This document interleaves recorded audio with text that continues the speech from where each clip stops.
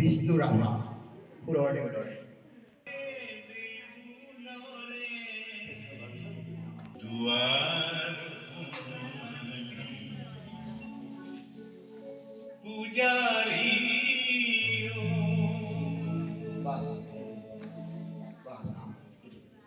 ৰূপৰ শিকলি ছিঙি সোণোৱালী দুৱাৰ খুলিবলৈ সংকল্প গ্ৰহণ কৰা সুন্দৰৰ পূজাৰী গৰাকীয়ে আছিল জনগণৰ হিয়াৰ আমোদ কলিজাৰ এফাল মুকুটবিহীন সম্ৰাট কলাগুৰু বিষ্ণুপ্ৰসাদ ৰাভা।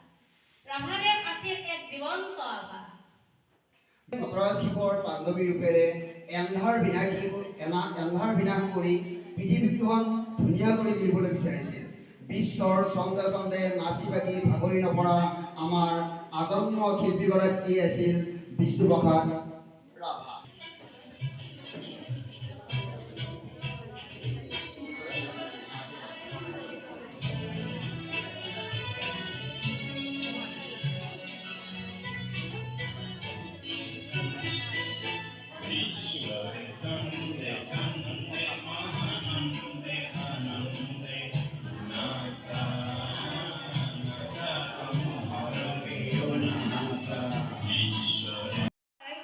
জগতৰ চিৰ সুন্দৰ বিশ্বভৰা তোমাৰ এই সৃষ্টি মনোহৰ।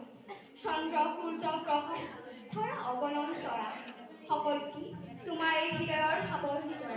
এটা নৃত্য প্ৰদান কৰিছে, যিটো নৃত্যত আমাৰ সেই সময়ৰ সেই বিশ্ববিদ্যালয় হিন্দু বিশ্ববিদ্যালয়ৰ উপাচাৰ্য আছিল সৰ্বপল্লী ৰাধাকৃষ্ণ। তেখেতে আমাৰ ৰাভাদেৱৰ নৃত্যত অতিকৈ মুগ্ধ হৈ তেখেতে আমাৰ ৰাভাদেৱক এটা সেই সভাতে এটা উপাধি প্ৰদান কৰিছিল, সেইটো হ'ল কলাগুৰু। এই কলাগুৰু উপাধি লোৱাৰ পৰা যেনেকুৱা আমি সুধাকণ্ঠ ডক্টৰ ভূপেন হাজৰিকা ইত্যাদি আমাৰ যে তেখেতৰ দক্ষতাৰ ওপৰত সেইবিলাক উপাধি প্ৰদান কৰিছিল। আৰু সেই সভাতে তেখেতে এটা সোণৰ মেডেল পাবলৈ তেখেতৰ জন্ম কেতিয়া হৈছিল তোমালোকে নিশ্চয় জানা। 1909 চনৰ 31 জানুৱাৰী তাৰিখে জন্ম হৈছে আৰু মৃত্যু হৈছিল তেখেতৰ কিমান চনত 1969 চনৰ 20 জুন তাৰিখে মৃত্যু হৈছিল। তেখেত বেছিদিন জীয়াই থকা নাছিল। গতিকে আমি জানো আমাৰ ইয়াত বহুত মহাপুৰুষৰ জন্ম হৈছে, শংকৰদেৱ, মাধৱদেৱ, তাৰপিছত আজান ফকীৰ, এইসকলে অসমীয়াৰ জাতিটোৰ কাৰণে বিভিন্ন